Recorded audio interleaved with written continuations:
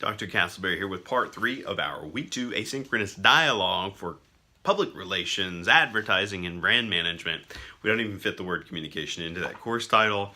Well, we don't have the space for such a thing. So we are taking some student questions, rich, robust questions this week. Bravo, excellent discourse, great critical thinking. I'm seeing responses to the readings heading in exciting directions. And we are thinking about future assignments with these readings, so you're doing exactly what we hope for in this course. Let's tackle some questions from Aaron, starting with those from Burgers, Ads, Fads, and Consumer Culture, Advertising's Impact on American Culture and Society. 5th edition. Looking at Chapter 2. At the risk of politicking, does Berger's example of Obamacare in his statement that advertisement by nature tends to be politically conservative on page 45 ring true today? Well, it is a recent metaphor, right? Or not metaphor. I'd be interested in hearing his theory discussed more in depth. Okay, so let's look for context. Page 45. Here we go. Bookmarked it. Page 45. Berger unpacks, let's see. Let me just start off on the bottom of 44. Consumer culture and privatism. One of the most important critiques scholars and social critics can make of the consumer culture is that it is privatistic. The focus on personal consumption, not social investment, for the public good. Government spend also, but if a government agency helps build up the infrastructure in some city, that spending yields jobs and increases productivity and is really a form of investment. Personal consumption, on the other hand, is based on private desires and the satisfaction of individual wishes. It may have a marginal benefit to society because the money spent on personal consumption drips down to other people, but economists generally find the amount of money dripping down to be quite minimal. Okay, so Berger, we all know him for his wry wit. He's being clever once again, not referring to by name trickle-down economics, which is something that receives a lot of contentious debate between political ideologies, and so politicking, as Aaron might say. I don't think there's any issue with Aaron's question. I think it's very healthy and important to ask, and this is a great example of Berger updating his ideas, right, for contemporary discussion, because some of his works are vintage. In this book, that one of his the Fujifilm essay, this is vintage model. We're talking early 90s maybe. I'd have to double check for sure, but that's what I'm feeling.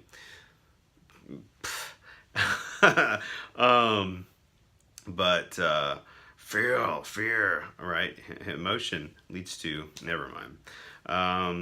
But this gets me thinking about, the Obama example isn't outdated, although it remains contentious for whatever reason. Oh, well, I know what reason. The Trump administration, the Trump campaign in 2016 was all about privatism, right? To use Berger's term, this idea of privatized, economy, smaller government, so that bigger businesses and larger corporations can, sort of have the freedom, and I'll get to that in a little bit, of growing and prospering and making things greater again. This does fold back to what's called fiscal or politically conservative range, because we are dealing with, let me this is why I was stalling. I didn't read down far enough. Let's see, my point then, excuse me, middle 45, is that advertising often distracts us from paying attention to the need for social investments, from a concern for the public sphere, and thus by its nature tends to be politically conservative. Okay, and so this is where advertising tells us like, shh, don't worry about all these needs, right? Don't worry about all like all of these people out on the streets or whatever. Go back to your warm sort of suburb or Upper West Side loft or whatever, and then like queue up some Netflix, open a bottle of the wine we just told you about, and then just kind of like drown any concerns you have, and also distract yourself, right, with Stranger Things or whatever, so that this, if we were going to give a kind of hard, large, uppercase C critique, critical lens application of advertising, those types of responses might be what we come up with. But we know advertising is also a great method of spreading important information that can sort of stabilize economies or make people happy or whatever.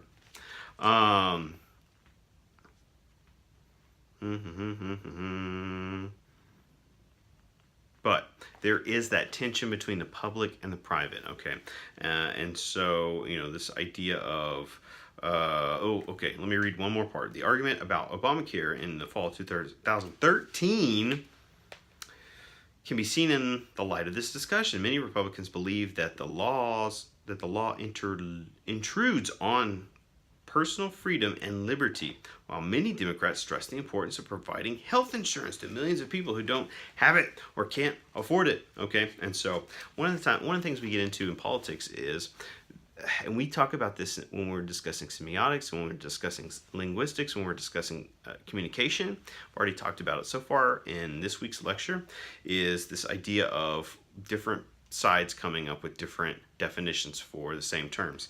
And so when we talk about freedom, right, we have all these words that mean a lot to us in America. And the tricky thing is to know what someone means when they use a term that has some common uses and then some overt definition or denotative meanings and some connotative meanings, right? Covert meanings. And so the word freedom means different things to different people, right? Freedom could mean, sort of stands for a lot of things, ideas, even images, Constitution and so on. Freedom to start a business, freedom to get an education, freedom to vote, right? All of these types of rights. But sometimes, right, political lines, and we're not saying everyone on one side or another, but different interest groups like to subdefine something like freedom. And so what some in certain factions of political parties believe is that freedom to them means a free market, which means like no regulations or low regulations. We should do whatever we want. And then this gets into a slippery slope of the bottom line. It supersedes whatever else gets in the way, whether it's perhaps people or the environment or whatever, right? That why we have the freedom to do it. And then you kind of have the other side come back and say, well, wait a minute, what about the ethics of it? Or what about the freedom of the ethos of being responsible for everyone, as opposed to the few percentile, gaining the most. So yeah, Berger kind of fit in some commentary there. On 63, Berger says, quote, one of the problems those who make advertisements in commercial space comes from the fact that audiences or receivers aberrantly decode the messages that they are sent. Here we go again. This is the second time I think Aaron has located Berger using aberrant in a book, right? Previously in Messages and COM 2113, Media Culture and Social Influence.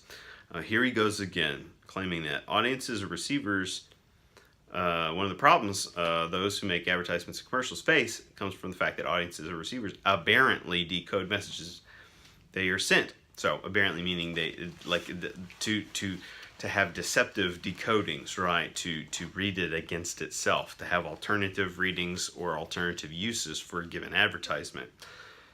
Hashtag Tide Pods. I guess I don't know what's going on there. It's just young people. Is this really a common problem? Well, so first of all, the aberrant decoding. I would say, this is for the tricksters and the illiterati. Casper 2018. And but when we talk about the commonality of such problems, I think about how, well, I don't want to commit to one response here. This is a total cop-out. I'm having live. I have a written response. I'm already disagreeing with myself internally. I don't know where I would take it. I would want to process that more, because that's the whole issue, right? Anytime if something is purely symbolic, it's not the thing itself. If we're given all these messages, and the way we are so hodgepodged, right?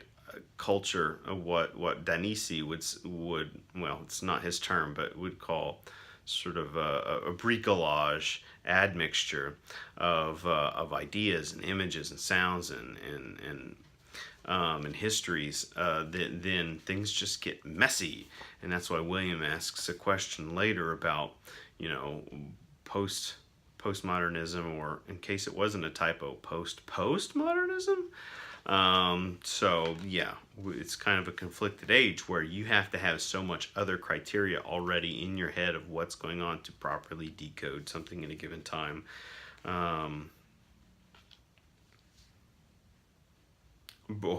This is good stuff. Berger explains his myth model on page 67 to 69. Kaching, what are some ways the myth model is effectively used in advertising? Okay, so I'm not going to work through all definitional criteria. We would just read all those pages or whatever from the list he gives. Hint in italics. You can pause right now and go to it on page 67 to 69. What is it, 68? Page 68.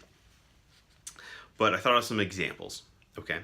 The first thing that came to mind, Venus. These Venus brand products for women. Okay. Is deodorant, etc. et al. This is clearly drawing upon sort of the Greek myth, Venus. This is, femininity, sort of the feminine mystique, the feminine V shape itself, right? In mythology and semiotics, what that suggests and stands for, even the soft colors, right? The pureness, the white, right? Dove crosses several mythic thresholds. Sort of, we think of it as pure, we think of it as sacred, we think of it as white, the color itself, because of the animal, but the animal itself has come to symbolize so much in our cultures, even on a religious level. So dove, excellent example. Let's contrast the sacred with the profane. Trojan men, okay, contraceptives, the Trojan men. This is one of the this is like borderline camp. Not unlike the movie 300, but the Trojan Man brand, what a ridiculous suggestion that's implanted there, but also we're clearly drawing from mythology and even certainly the phallic symbolism, right, that's embedded heavily. It's overt, but there's some covert messagery there that we don't think about. I think also about the NFL on Sundays, right, how the NFL sort of stole this traditionally religious sacred day in America and kind of reappropriated it for the spectacle of sports and sports advertising and light beer and all this kind of stuff. So it's kind of ironic then that some people would use that platform to try to put out a political message that would create all kinds of tension with the people that already were using it for a different way. Same idea. Church's Chicken came to mind as a way that we're reappropriating the kind of Black family Sunday afternoon church lunch into the fast food industry. See how the fast food industry come in and swipes those ideas and exchanges them. I think about Nike and Achilles, the Olympics, sports, body worship, right? An advertising mecca, the Olympics. It also makes me think about the Super Bowl week or even WrestleMania.